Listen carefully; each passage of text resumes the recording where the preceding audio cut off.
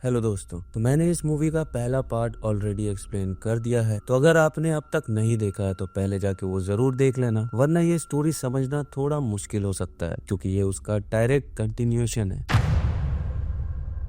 तो कहानी शुरू होती है असी के पॉइंट ऑफ व्यू से। पिछली बार हमने सुमी की नजर से पूरी कहानी देखी थी, लेकिन इस बार हम देखेंगे कि असी के साथ शुरू से क्या क्या हुआ। असी अपनी कहानी बताना शुरू करती है। उसने कार्तो से शादी की थी जो कि सुमी का बाप था। कार्तो असी को अपनी माँ से मिलवाने ले गया था, लेकिन कार्तो की माँ को असी पसंद नहीं आई। इस वजह से कार्तो ने गाँव के बाहर एक छोटा सा रूम रेंट पर ले लिया और असी को वहाँ रहने को कहा। उसने प्रॉमिस किया कि वो जल्दी लौट आएगा, लेकिन वक्त बीतता गया, दिन हफ्तों में बदल गए और कार्तो कभी वापस नहीं आया। थक हार कर असी खुद ही गांव पहुंची और जो उसने देखा उसने उसका दिल तोड़ दिया। कार्तो की माँ उसकी जबरदस्ती किसी और लड़के से शादी करवा रही थी। उस शादी से सुमी और उसका भाई अहमद पैदा हुए। असी ने शादी रोकने की बहुत कोशिश की, लेकिन गाँव वालों ने उसे ही गाँव से निकाल दिया। दिल टूटा, हर तरफ से धोखा मिला, तो असी ने अपनी जान खत्म करने का फैसला किया। लेकिन तभी एक अजीब चीज होती है, वह इब्लिस आ जाता है जो डीमंस का किंग है। उसने असी को एक डील ऑफर की। इब्लिस ने कहा कि वो असी को बेमिसाल खूबसूरती दे सकता है, लेकिन बदले में असी को बहुत सारे सिंस करने होंगे। उसे अलग अलग आदमियों के साथ सोना पड़ेगा, यानी कि उसे एक प्रोस्टिट्यूट बनना पड़ेगा। ये सब इसलिए क्योंकि जितना ज्यादा लोग पाप करेंगे उतना ही इब्लिस पावरफुल होता जाएगा। लस्ट भी एक तरह का बड़ा सिन होता है, तो असी का काम सिर्फ पाप फैलाना था। इब्लिस ने उसे इतना खूबसूरत बना दिया कि हर आदमी उसके साथ सोना चाहता था।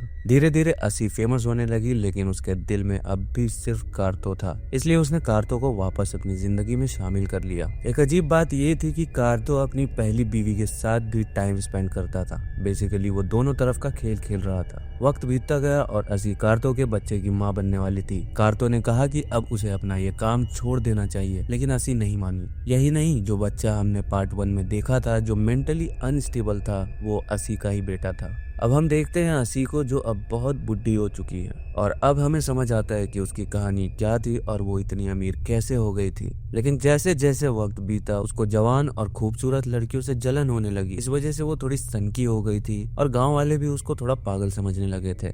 हर बार कोई भी जवान लड़की उसके सामने आती तो वो उसे गालियां देने लगती थी। उसी रात कुछ लोग असी के बेटे को मार रहे होते हैं। असी उसे बचाने की कोशिश करती है, लेकिन कोई भी उसकी मदद नहीं करता। ये देखकर असी अंदर से टूट जाती है। घर जाकर वो एक बार फिर इब्लिस को समन करती है और खुद को खत्म करने की कोशिश करती है। लेकिन जैसे ही वो ये सब कर रही होती है, इब्लिस वापस आ जाता है। इस बार इब्लिस उसे दोबारा जवान बनाने के लिए तैयार हो जाता है, लेकिन बदले में एक सैक्रिफाइस मांगता है, किसी ऐसे इंसान का जो असी के दिल के बहुत करीब हो। अब प्रॉब्लम ये थी कि कार्तो का कहीं भी आता पता नहीं था, तो उसकी जगह असी को अपने बेटे का ही सैक्रिफाइस देना होगा। असी ये सुनते ही मना कर देती है, लेकिन तभी इब्लिस उसे एक और शॉकिंग बात बताता है। उसका बेटा एक गुनाह कर चुका है। उसने निन ग्रूम यानी सारी की छोटी बहन के साथ असॉल्ट किया है और उसकी जान ली है। ये सुनकर असी अंदर से हिल जाती है। इब्लिस उसे और बहकाता है कि अगर वो अपने बेटे का बलिदान देती है तो उसे दोबारा अपनी खूबसूरती मिल जाएगी, लेकिन साथ ही एक और चीज होगी, असी और इब्लिस एक हो जाएंगे, यानी कि असी उसकी सेवक बन जाएगी, पोजीशन में आ जाएगी।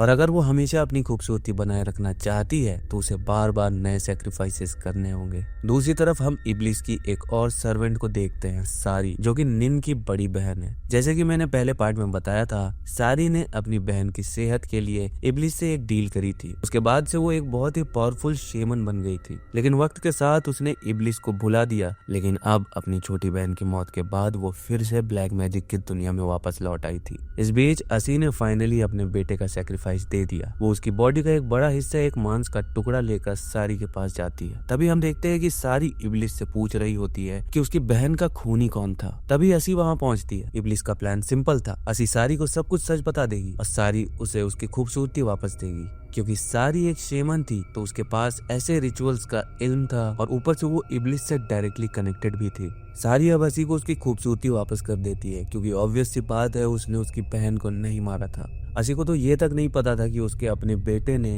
इतना बड़ा गुनाह किया था और इसी वजह से उसने अपने ही बेटे का बलिदान दे दिया। सारी उससे कहती है कि अब वो अपने नए रूप के साथ एक नया नाम रखे। फिर सारी असी से पूछती है मेरी बहन को मारा किसने। तब असी सच बता देती है डॉक्टर फ्रीडमैन ने ही तेरी बहन निन ग्रूम को प्रेग्नेंट किया था। ये सुनकर सारी के होश उड़ जाते। हमने पार्ट 1 में देखा था कि डॉक्टर फ्रीडमैन निन के साथ घूमता रहता था, बाइक पर ले जाता था, लेकिन जो सच्चाई अब सामने आई वो और भी ज्यादा शॉकिंग थी। डॉक्टर फ्रीडमैन ने सिर्फ निन के साथ रिश्ता नहीं रखा बल्कि वो उसे प्रेग्नेंट भी कर चुका था। सबसे बड़ी बात, डॉक्टर फ्रीडमैन ऑलरेडी शादीशुदा था। अब असली बात ये समझ आती है, निन अबॉर्शन नहीं चाहती थी, लेकिन डॉक्टर फ्रीडमैन किसी भी तरह उससे छुटकारा पाना चाहता था। और यहाँ उसने एक और चाल चली, असी के बेटे का इस्तेमाल किया। असी का बेटा तो बचपन से ही थोड़ा दिमाग से कमजोर था और उसका निन पे क्रश भी था। वो अपनी अर्जेस कंट्रोल नहीं कर सकता था। डॉक्टर फ्रीडमैन ने इसी कमजोरी का फायदा उठाया। उसने असी के बेटे को समझाया कि अगर कोई लड़की मना करे तो उसे कैसे मारना है। उसने सिखाया कि बस एक बड़ा पत्थर उठाओ, उसके सर पे मारो और सब खत्म। असी का बेटा तो वैसे ही निन के प्यार में पागल था। उसने निन को अपनी माँ का दिया हुआ ब्रेसलेट भी दे दिया था जो अब सारी वापस करने आई थी, और वही हुआ जो डॉक्टर फ्रीडमैन चाहता था। असी के बेटे ने निन के साथ जबरदस्ती करने की कोशिश की और फिर उसे मार दिया।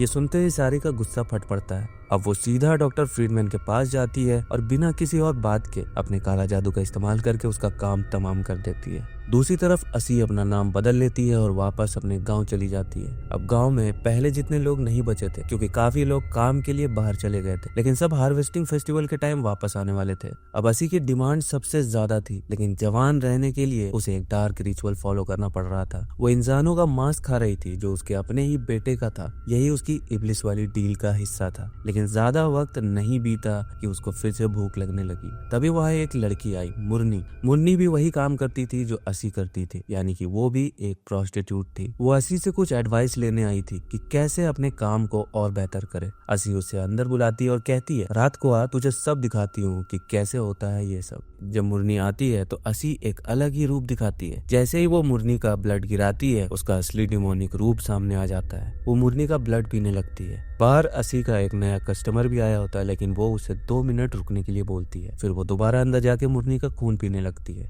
पर तभी जो नहीं होना चाहिए था वो हो जाता है। असी का कस्टमर भी पीछे पीछे अंदर आ जाता है और जो कुछ हो रहा था वो सब अपनी आंखों से देख लेता है। और जैसे ही असी का कस्टमर उसका असली रूप देखता है वो वहां से भागने की कोशिश करता है, लेकिन असी उसे भी नहीं छोड़ने वाली थी। उसने तुरंत उसे भी मार डाला। लेकिन तभी एक और दिक्कत हो गई। मुरनी वहां से किसी तरह बचकर निकल गई थी और जैसे ही वो आजाद होती है वो सीधा गाँव वालों को जाके सब बता देती है। इस बीच इब्लिस एक बार फिर असी के सामने आता है। वो कहता है कि अब असी के पास सिर्फ एक ऑप्शन बचा है, उसे खुद को गांव वालों के हवाले कर देना होगा। असी बिना सोचे समझे मान जाती है।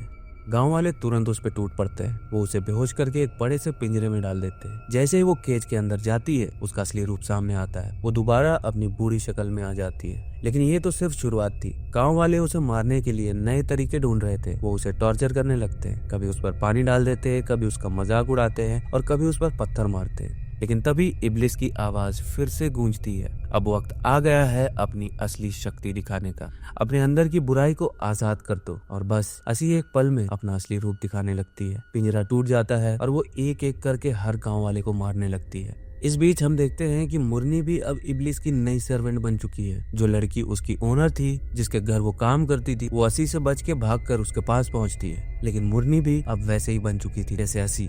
उसने बिना सोचे अपनी ओनर को मार दिया। फिर वो सीधा असी के पास पहुंचती है। लेकिन ये दोनों एक दूसरे के दुश्मन थी। उनके बीच एक जबरदस्त लड़ाई शुरू हो जाती है। लड़ाई के दौरान असी अपनी पूरी शक्ति दिखाती है और मुरनी को मार डालती है। इसके बाद गांव के जितने भी बचे कुचे लोग थे इब्लिस के सर्वेंट्स बन चुके थे। अब गांव पर सिर्फ इब्लिस का राज था। तभी इब्लिस खुद वहां आता है और असी से कहता है अब इस इन्फेक्शन को हर जगह फैलाना है। हार्वेस्टिंग फेस्टिवल आने वाला है और तब सब लोग वापस आएंगे। ये उन्हें इन्फेक्ट करने का सही वक्त होगा। और यहाँ से कहानी वापस वहीं पहुंचती है जहाँ पार्ट 1 खत्म हुआ था। सारी जाके सुमी से मिलती है। वही सुमी जो पहले पार्ट में सबको सूप पिला रही थी। अब असी भी वहां पहुंच जाती है और यहाँ एक बड़ा ट्विस्ट सामने आता है। असी को अब फाइनली ये पता चलता है कि सुमी असल में कार्तो की बेटी है, यानी कि कार्तो की पहली बीवी से पैदा हुई लड़की। सारी वहाँ अपनी बहन निन की डेड बॉडी लेने आई थी जो सुमी ने लोगों के सूप में मिलाकर उन्हें खिला दिया था। और हम जानते हैं कि सुमी ने ऐसा क्यों किया, क्योंकि वो भी इब्लिस के इन्फ्लुएंस में थी। उसने सबको ह्यूमन मीट खिलाकर उन्हें पाप में ढकेल दिया ताकि वो भी इब्लिस की सेवक बन सके। अब ये सब समझ आते ही सुमी, सारी और असी के बीच बहुत बड़ी बहस शुरू हो जाती है। लेकिन तभी एक अजीब चीज होती है, एक मुसाफिर वहाँ आता है। सुमी बाहर जाकर देखती है तो उसकी आंखों के सामने एक अजीब आदमी खड़ा था। लेकिन जो सबसे शॉकिंग बात थी, वो मुसाफिर और कोई नहीं बल्कि उसका छोटा भाई अहमद था। लेकिन ये बात सुमी को नहीं पता थी। अहमद बस पानी मांगता है, लेकिन तभी असी और सारी भी वहाँ पहुँच जाती है। दोनों उसका मजाक उड़ाने लगती है, सिर्फ इसलिए क्योंकि वो अल्लाह का नाम ले रहा था। सुमी उसे पानी देती है, लेकिन सारी उसमें काला जादू मिला देती है। जैसे ही अहमद वो पानी पीता है, उसके अंदर एक अजीब सी हालत होने लगती है। वो बेहोश जैसा महसूस करने लगता है और तभी सुमी और सारी उस पे हमला कर देते हैं। सुमी को ये तक नहीं पता था कि जिस पर वो अटैक कर रही है वो उसका अपना भाई है। किसी तरह अहमद वहाँ से जान बचाकर भाग जाता है। लेकिन उसी वक्त असी को एक और बड़ा राज मिलता है। उसको कारतो की डेड बॉडी मिल जाती है। सुमी ने उसे वहाँ अंदर दफन कर रखा था। असी अब कारतो की डेड बॉडी देखकर बहुत खुश होती है। वो उसके सर और बॉडी को जोड़ना शुरू करती है, लेकिन अभी तक उसे ये नहीं पता होता कि ये सब सुमी ने किया है। दूसरी तरफ जंगल के अंदर एक नए कैरेक्टर का इंट्रोडक्शन होता है, नूर। नूर को जंगल में अहमद मिलता है, जो अभी भी काला जादू के असर में होता है। नूर उसे अपने साथ ले जाता है और उसका सफाई करने यानी उसे इस जादू से आजाद करने की कोशिश करता है। इधर सारी का गुस्सा फट चुका था। उसे अब समझ आ गया था कि उसकी बहन नीन की बॉडी के साथ क्या किया गया था। वो बहुत ही तेज और खतरनाक ब्लैक मैजिक करती थी और जिन्होंने भी नीन का मांस खाया था उनके मुंह से खून की उल्टी निकलने लगती है। तभी हम सुमी को देखते हैं, जिसके पास इब्लिस आता है और यहाँ एक और बड़ी सच्चाई सामने आती है। सुमी ने कारतो के लिए इब्लिस से एक डील करी थी ताकि उसकी आत्मा जहन्नुम में ना जाए। अब ये भी क्लियर हो जाता है कि सुमी ने कारतो के सर को अलग करके दफनाया था। लेकिन उसने ये सब क्यों किया?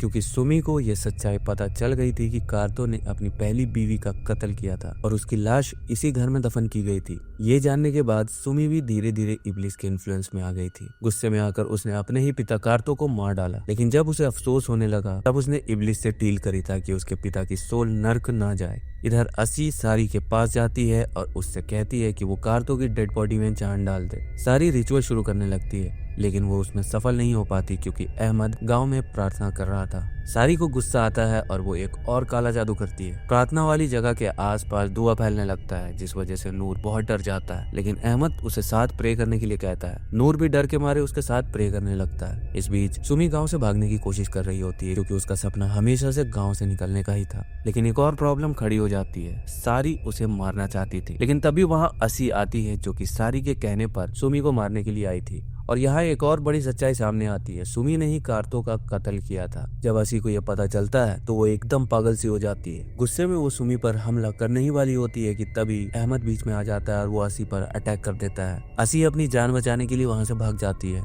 अब वो सीधा सारी के पास पहुंचती है और यहाँ एक और शॉकिंग मोमेंट होता है। सारी ने कारतो को वापस जिंदा कर दिया था। जैसे ही असी कारतो को फिर से जीवित देखती है वो बहुत खुश हो जाती है। लेकिन अब एक और बड़ा हादसा होने वाला था। सारी इब्लिस के इन्फ्लुएंस में जा चुकी थी। अब वो गांव वालों पे एक और भयानक ब्लैक मैजिक करती है और उसी रात गांव की सारी फसल खराब हो जाती है। दूसरी तरफ असी नूर को जबरदस्ती उठाकर अपने साथ ले जाती है। अब हम डार्विन को देखते हैं। डार्विन एक काला आदमी था जो पहले ही समझ चुका था कि सारी काला जादू करती है। वो उसके पास जाता है और बोलता है कि ये सब बंद करना होगा। अहमद अब सुमी के पास था। वो उसे बताता है कि वो उसका छोटा भाई है, बचपन में गायब हो गया था। तब जाके सच सामने आता है, सुमी की माँ की मौत कैसे हुई थी। अहमद बताता है कि एक रात उसकी माँ ने कारतो को असी से मिलने से रोक दिया था क्योंकि वो जानती थी कि कारतो और असी के बीच रिश्ता है। ये बात सुनकर कारतो इतना गुस्सा हो गया कि उसने सुमी की माँ का कत्ल कर दिया और उसकी डेड बॉडी घर के अंदर ही दफन कर दी। अहमद जो तब बहुत छोटा था, उसने सुमी को उठाने की बहुत कोशिश की, लेकिन वो नहीं उठी। डर के मारे वो अकेला घर से भाग गया और जंगल में एक फकीर से मिला जिसने उसकी देखभाल की, उसे सब कुछ सिखाया और शैतानी ताकतों से लड़ने का तरीका बताया। सुमी को यह सच सुनकर झटका लगता है। अब वो अहमद से असी और सारी को हमेशा के लिए खत्म करने की मदद मांगती है